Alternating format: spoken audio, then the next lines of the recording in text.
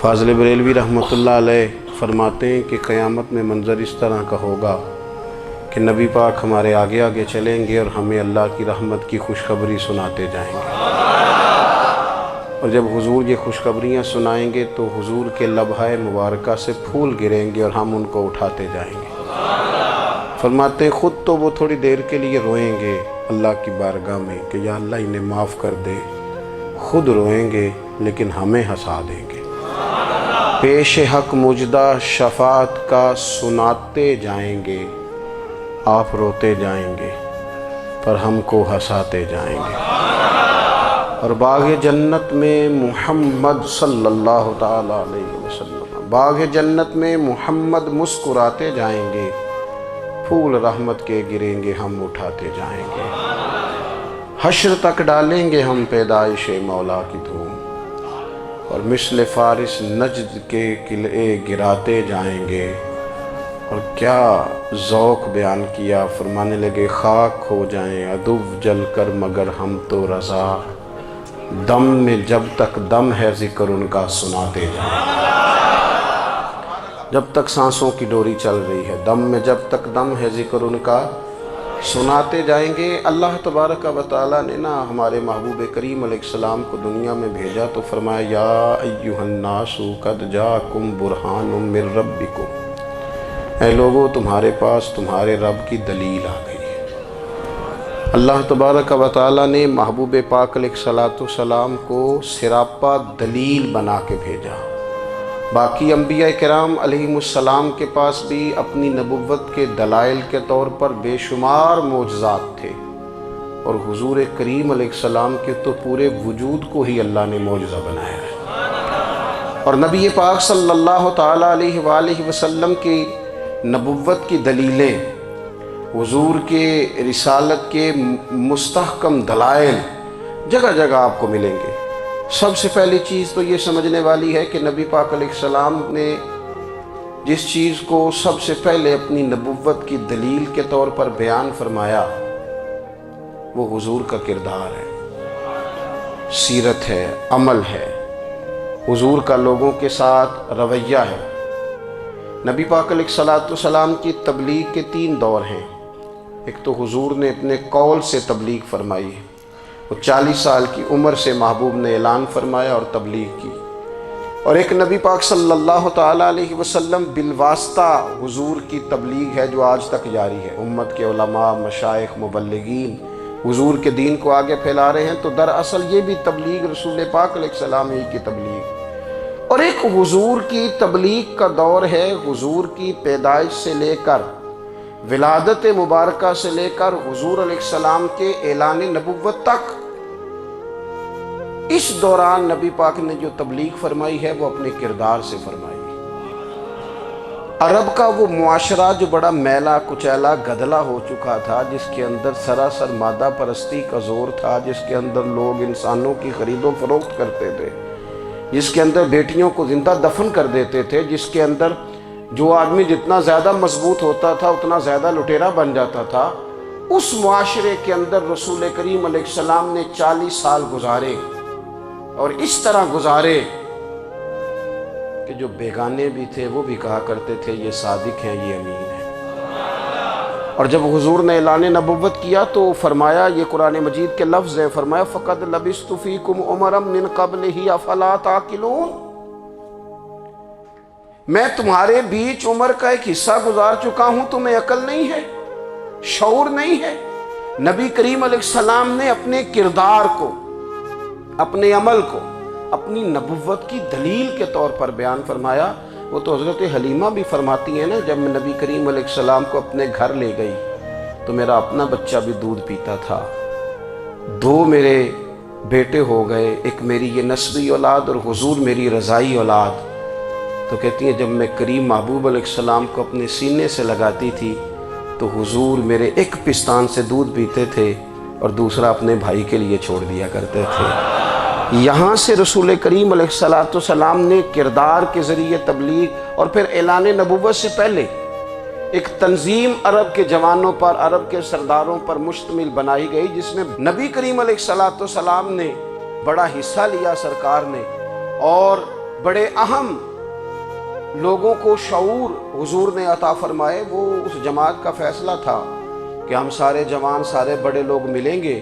یہ حضور کے اعلان نبوت سے پہلے کی بات ہے۔ ہم بڑے لوگ ملیں گے، کسی بڑے کو کسی چھوٹے پر ظلم نہیں کرنے دیں گے، کسی آدمی کو کسی غریب کا حق نہیں کھانے دیں گے۔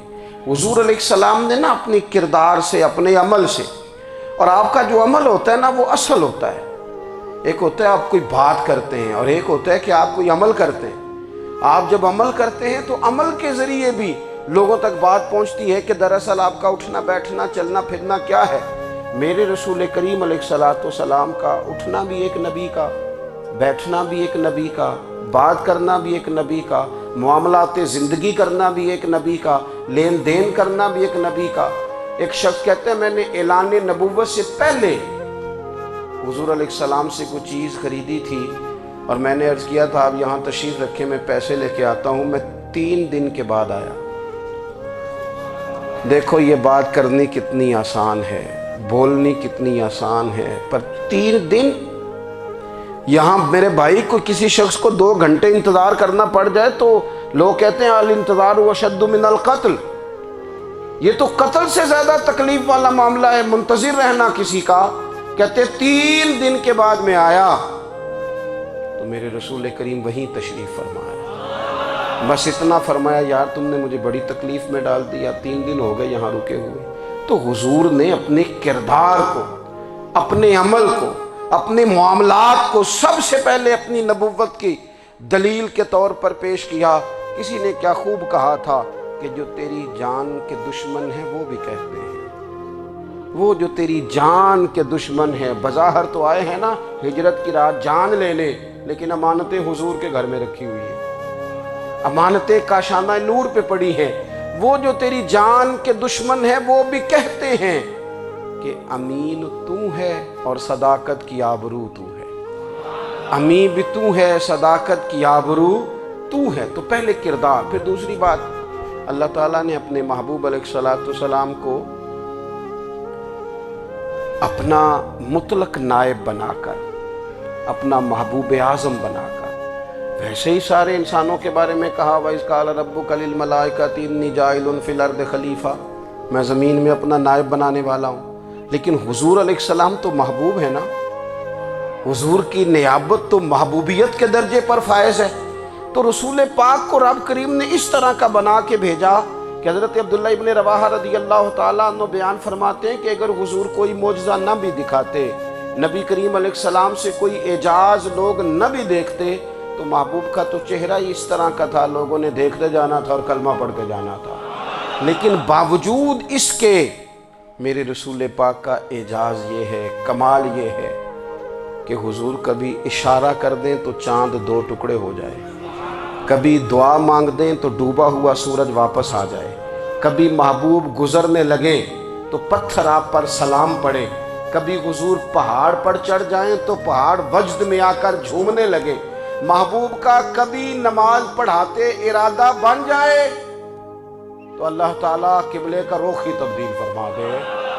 کیا خوبصورت سوچ ہے اور کیا نظریہ دیتے ہیں بریلی کے امام۔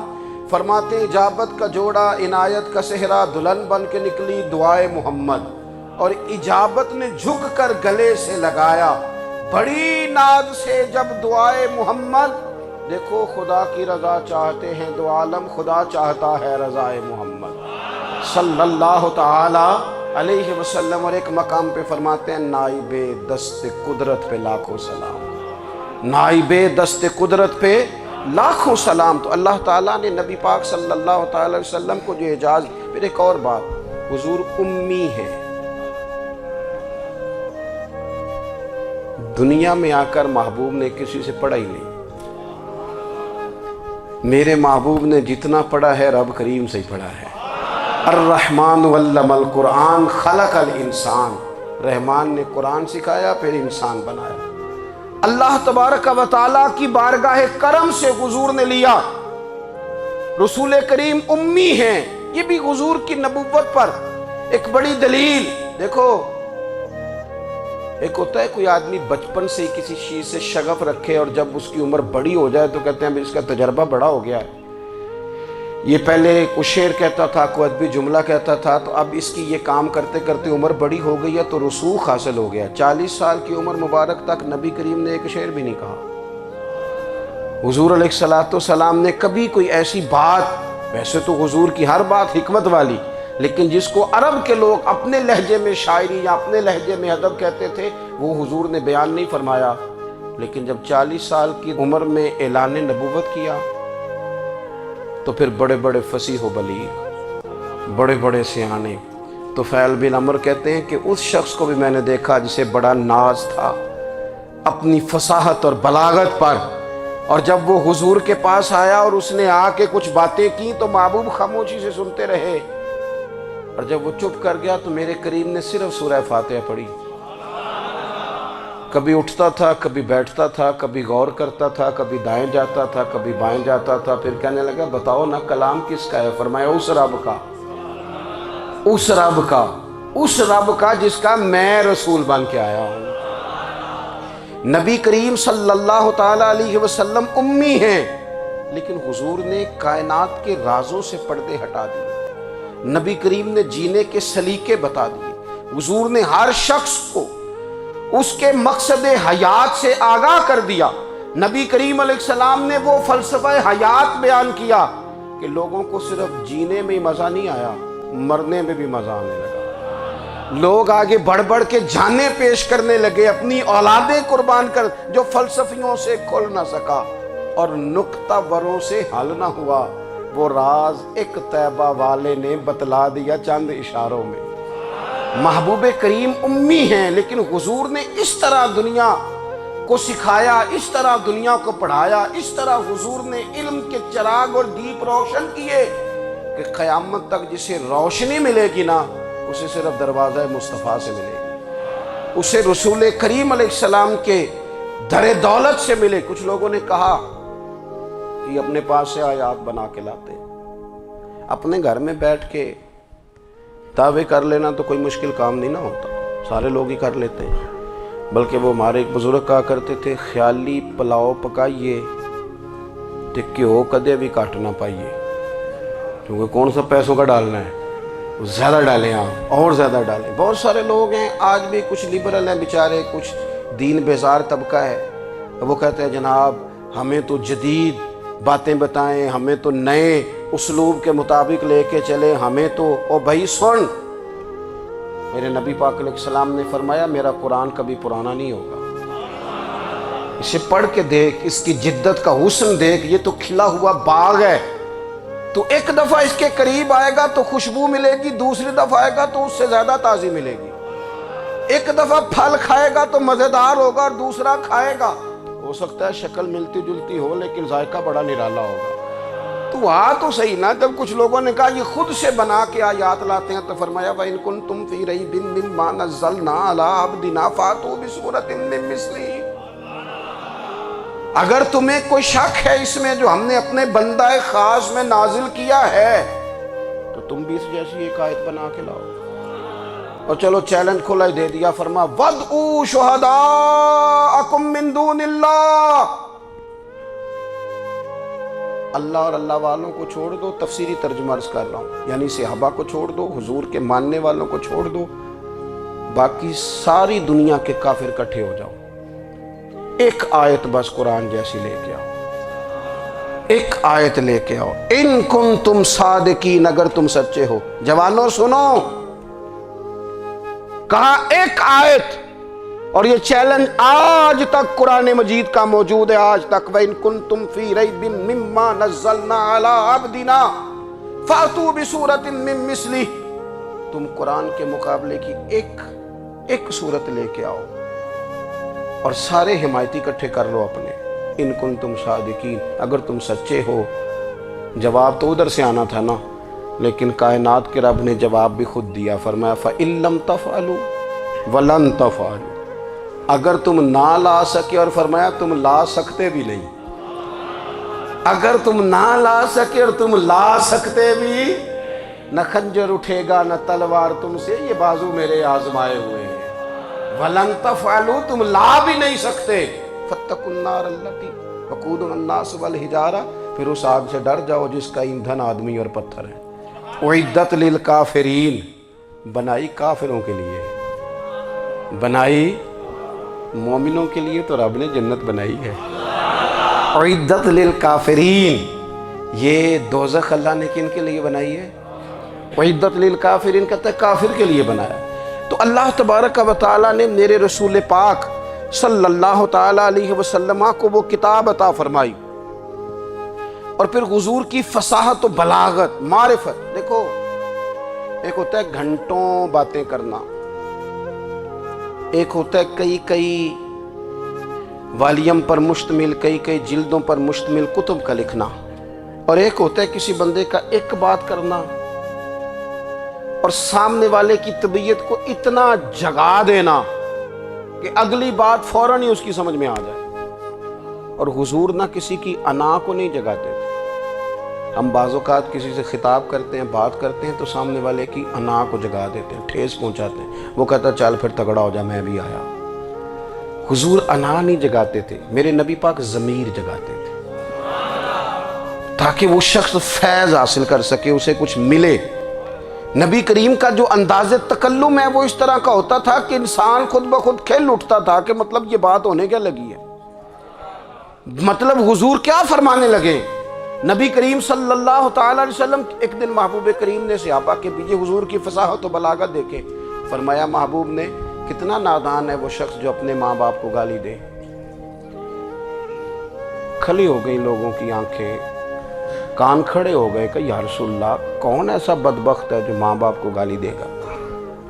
اب جب سوالات ذہنی سطح پر پوری طور پر ابھر گئے نا، تو اب رسول کریم نے بات سمجھائی۔ یہ ہے فصاحت و بلاغت، تیرے آگے ہیں یوں دبے لچے فصحاء عرب کے بڑے بڑے، کوئی جان منہ میں زبان نہیں بلکہ جسم میں جان نہیں۔ یا رسول اللہ کون ایسا نالائق ہے جو ماں باپ کو گالی دے؟ اب جب ذہنی سطح یہاں تک ابھر آئی تو اب حضور نے سمجھایا، اور میں جب تم کسی کے ماں باپ کو گالی دو گے نا تو وہ بھی تو جواب میں تمہارے ماں باپ کو دے گا نا، تو فی نفس ہی یہ تم نے خود ظلم کیا ہے اپنے ماں باپ پر۔ کیوں تم نے ایسا لہجہ اختیار کیا کہ جس سے سامنے والے کی انا جاگ جائے اور وہ تمہارے مقابلے میں آ کر کے کھڑا ہو جائے؟ کیوں تم نے اس طرح کے انداز اختیار کیے کہ جس سے سامنے والا بھی سارے پنجے کھڑے کر کے باہر نکل آئے اور کہے آ جاؤ پھر میں بھی میدان میں حاضر ہوں؟ رسول کریم کی فصاحت، بلاغت دیکھیں نا، حضور 2-4 جملوں میں ساری بات سمجھا جاتے ہیں۔ ایک حدیث پاک اگر ہماری سمجھ میں آ جائے، ایک روایت نبی پاک صلی اللہ تعالیٰ علیہ وسلم نے فرمایا خوبصورت مسلمان وہ ہے جو بے مقصد باتوں کو چھوڑ دے۔ لو اس سے پوری زندگی سجائی جا سکتی ہے، ایک جملے سے پوری زندگی سواری جا سکتی ہے، کوئی لمبی چوڑی باتوں میں جانے کی ضرورت نہیں۔ کہا خوبصورت مسلمان یہ ہے جو بے مقصد باتوں کو چھوڑ دے، لا یعنی باتوں کو، کیا کہتے ہیں ہمارے دیہات کے لوگ، جڑے پنڈ جانا نہیں اودا راہ پوچھنے دی۔ لیکن آج کل لوگ باز آندے یعنی جس بات کا بالکل تعلق نہیں نا وہ بات بھی کرتے جاتے ہیں، جس کا شعبہ ہی نہیں وہ بھی چھلانگ لگا کے اس میں آ جاتا ہے۔ ہم اپنا وقت ضائع کرتے ہیں، اپنی صلاحیتیں ضائع کرتے ہیں، اپنا نقصان کرتے ہیں۔ ہم اپنا کام صحیح کر کے نہیں کرتے اور دوسری ساری دنیا کو ٹھیک کرنا چاہتے ہیں۔ او بھائی آپ جس جگہ جس شعبے سے تعلق رکھتے ہیں آپ اپنے معاملات میں مضبوطی پیدا کریں۔ حضور نے اپنی فصاحت کے ساتھ، بلاغت کے ساتھ لوگوں کو قائل کیا، اور قرآن مجید کی تاثیر کا یہ اثر میرے کریم رسول نے دکھایا کہ رات کو جب حضور بیٹھ کے قرآن پاک پڑھتے تھے نا، جب یاسین والے نبی خود یاسین کی تلاوت کریں، جب طٰہٰ والے محبوب خود طٰہٰ کی تلاوت کریں، غور کرو نا، جب مدثر والے محبوب خود ان جملوں کو ادا کریں، یعنی جن کے بارے میں آیت آئی ہے، جب وہی یہ آیت پڑھیں کہ اِنَّا أَعْطَيْنَاكَ الْكَوْثَرَ، یعنی جن کا ذکر ہو رہا ہے، جب وہ یہ بات کریں کہ یا ایھا النبی انا ارسلناک شاہدا ومبشرا ونذیرا لتؤمنوا باللہ ورسولہ وتعزروہ وتوقروہ وتسبحوہ بکرۃ واصیلا، جن کے بارے میں آیت آئی ہے، جب وہ یہ کہہ رہے ہوں کہ ورفعنا لک ذکرک، جب وہ کہہ رہے ہوں والضحیٰ واللیل اذا سجا، ذرا اس کیفیت کو دیکھیں جب محبوب خود پڑھ رہے ہوں، اور جو حضور پر آئی ہیں اس کا ذائقہ، اس کا لطف، اس کا انداز بھلا کیا ہوگا۔ حضور جب رات کو پڑھتے تھے نا قرآن پاک، تو جو پکے کافر تھے نا، ابو جہل جیسے لوگ، وہ بھی جھاڑیوں میں چھپ چھپ کے مدینے والے کی تلاوت سنا کرتے تھے، حضور کی تلاوت سنا کرتے تھے۔ یہی بہتر ہے کہ پردوں میں وہ پردہ پوش رہے، وہ اگر پردے ہٹا دے تو کسے ہوش رہے۔ رسول کریم علیہ السلام کی تلاوت کا سننا، قریب جانا، یہ اعجاز ہے۔ حضرت فاروق اعظم کہتے ہیں میں طبیعت کا بڑا ڈاڈا تھا، مزاج کا بڑا سخت تھا، زندگی ہمیشہ ڈٹ کر گزاری، باتوں پر کھڑا رہنا آتا تھا، اور جب میری بہن نے مجھے چند آیتیں سنائی نا تو میں تڑپ ہی گیا۔ کروں آیا سا مار مقامنے نو، ہن مینو مار دے لے چلو، اوے متے عمر دی عمر برباد ہو جائے جتھے عمر سوار دے لے چلو۔ یہ اعجاز ہے رسول کریم صلی اللہ تعالیٰ علیہ وسلم پر نازل ہونے والی کتاب کا۔ پھر حضور نے خبریں دی، نبی پاک نے خبریں دی۔ حضور نے فرمایا روم فتح ہوگا، وہ ہوا۔ نبی کریم علیہ السلام نے فرمایا شام فتح ہوگا، تو شام فتح ہوا۔ فرمایا ایران فتح ہوگا، تو ایران فتح ہوا۔ سراقہ بن مالک کہتے ہیں ایک گاؤں پر بھی مسلمانوں کی حکومت نہیں تھی، ایک گاؤں پر۔ حضور مکہ مکرمہ سے نکل رہے تھے، مدینہ طیبہ تشریف لے جا رہے تھے، ابھی راستے میں تھے، میں 100 سرخ اونٹوں کے لالچ میں معاذ اللہ حضور کو گرفتار کرنے پہنچ گیا۔ محبوب نے حکم دیا، حضور کا معجزہ میں نے آنکھوں سے دیکھا، میرا گھوڑا زمین میں دھستا چلا گیا، میں نے معافی مانگی، حضور نے معاف کر دیا۔ میں نے سمجھا اچانک ہو گیا ہے۔ یہ منوانا بھی بڑا مشکل کام ہے۔ شجر و حجر پہچان گئے، انسان کی نظروں میں شاکی رہا۔ یہ کچھ ایسے لوگ ہیں جن کو منوانا توبہ توبہ، ماننے کو تیار نہیں، دیکھ دیکھ کے بھی ماننے کو تیار ہے نہیں، ماننے کو تیار ہی نہیں۔ کہتے ہیں کہ میں نے پھر چاہا آگے بڑھنا، تو پھر زمین کے اندر میرے گھوڑے کے پیر دھنسنے لگے، پھر معافی مانگی۔ کریم تیرے معاف کرنے کی ادا پہ بھی قربان جائیں۔ یہ نہیں فرمایا کہ تو بار بار یوں ہی کرتا ہے، فرمایا معافی مانگتا ہے، جا میں نے معاف کیا۔ کہتے ہیں 3 دفعہ میں آگے بڑھا، 3 دفعہ حضور نے معاف کیا تو مسکرا کے فرمانے لگے تو یہاں مجھے گرفتار کرنے آیا ہے، وہ کیسر روم کا علاقہ فتح ہوگا۔ وہ کنگن جو پہنتا ہے نا ہاتھوں میں، بادشاہ کے کنگن معروف ہیں، وہ تیرے ہاتھوں میں آئیں گے۔ اللہ کرے آپ سمجھیں۔ یہ جو لوگ ڈری ڈری سہمی اور ہمارے بچے مایوسی کی معاذ اللہ باتیں کرتے ہیں، وہ دیکھیں حضور کس طرح کی گفتگو فرماتے ہیں۔ ابھی ایک گاؤں پر بھی اسلام کی حکومت نہیں، لیکن حضور کا خبر دینے کا انداز۔ کریم فرمانے لگے وہ کیسر روم کے جو کنگن ہوں گے وہ تیرے ہاتھوں میں آئیں گے۔ جناب سراقہ بن مالک فرماتے ہیں کہ میں مسلمان ہو گیا، حضور کا وصال ہو گیا، کنگن نہیں آئے۔ حضرت ابوبکر صدیق کا وصال ظاہری ہو گیا، کنگن نہیں آئے۔ جناب عمر کا دور آ گیا، سراقہ بوڑھے ہو گئے۔ کوئی بندہ پوچھتا نا کہ اب تو عمر ڈھل گئی ہے، زندگی کا پتہ نہیں، کہنے لگے نہیں میں نہیں جاتا، جب تک کنگن نہیں آتے اسرائیل کوئی نہیں آئیں گے، کیونکہ ساڈے نبی دی زبان ساڈے واسطے قرآن۔ جو دن کو کہہ دیا دن ہے تو دن نکل آیا، جو شب کو کہہ دیا شب ہے تو رات ہو کے رہی، اور خدا نے ان کی زبان کو وہ اختیار دیا، جو نکلی منہ سے ان کے وہ بات ہو کے رہی۔ اور فاضل بریلوی کا تو انداز ہی پھر انوکھا ہے نا، وہ تو کہتے ہیں وہ زبان جس کو سب کن کی کنجی کہیں، جس کو سب کن کی کنجی کہیں، اس کی نافذ حکومت پہ لاکھوں سلام۔ کہنے لگے نہیں آتے حضرت اسرائیل، فکر نہ کرو، بوڑھے ہو گئے تھے، نکلنا گھر سے بند کر دیا تھا، حضرت عمر کا دور تھا، کنگن آ گئے۔ حضرت فاروق اعظم نے ان کے پوتوں سے، نواسوں سے، بچوں سے کہا جاؤ بلا کے لاؤ، کہا دادا جان بوڑھے ہیں، فرمایا تم کان میں کہہ دینا کنگن آ گئے، پھر تم دیکھنا تو صحیح۔ پھر حضرت سراقہ آئے، حضور نے جو خبریں دیں، نبی پاک علیہ السلام نے جو گزشتہ قوموں کے احوال بیان کیے، اور پھر میرے نبی پاک علیہ السلام نا دنیا میں عزتیں دینے آئے، عزتیں۔ یہ مزاج ہمیں کم کرنا چاہیے، یہ جو ہم ساری زندگی اس کام میں لگا دیتے نا کسی کو نیچا کیسے دکھانا ہے، یہ انداز حضور نے نہیں ہمیں دیا۔ اب دیکھو حضور تشریف لائے تو ہمیں پتہ چلا کہ حضرت یوسف جیسا سونا کوئی نہیں، حضور تشریف لائے تو ہمیں پتہ چلا کہ حضرت داؤد جیسی خوبصورت آواز کسی کی نہیں، حضور تشریف لائے تو ہمیں پتہ چلا کہ جناب عیسیٰ علیہ السلام کا فقر اختیاری کس طرح کا تھا، محبوب تشریف لائے تو ہمیں پتہ چلا کہ حضرت موسیٰ کا جلال کس طرح کا تھا۔ یہ تو حضور آئے تو نبی پاک علیہ السلام نے اس کی بھی عظمت بیان کی، اس کی بھی شان بیان کی۔ حضور نے بتایا کہ ابو بکر صدیق کی شان کیا ہے، فاروق اعظم کا مرتبہ کیا ہے، عثمان غنی کی حیا کیا ہے، مولا علی کی شجاعت کیا ہے، اہل بیت نبوت کی عظمت کیا ہے۔ حضور آئے عزتیں دینے، ماں کو عزت دی مدینے والے رسول، کہا جس کا باپ راضی ہو گیا اس کا رب راضی ہو گیا۔ فرمایا جو 2 بیٹیاں 3 بیٹیاں 4 بیٹی بہنیں یا 1 بیٹی یا بہن بیاہ کے آ گیا نا، اس طرح میری 2 انگلیاں جڑی ہوئی ہیں، میرے ساتھ جڑ کے جنت میں جائے گا۔ رسول کریم صلی اللہ تعالی وسلم نے عزت دی، عزت دی۔ حضور عزتیں دینے، کوئی اعزاز نہیں، ان پڑھ بندہ ہے، سادہ ہے، غریب ہے، مزدوری کرتا ہے، ہاتھوں پہ چھالے۔ یا رسول اللہ اس کا بھی کوئی اعزاز ہے؟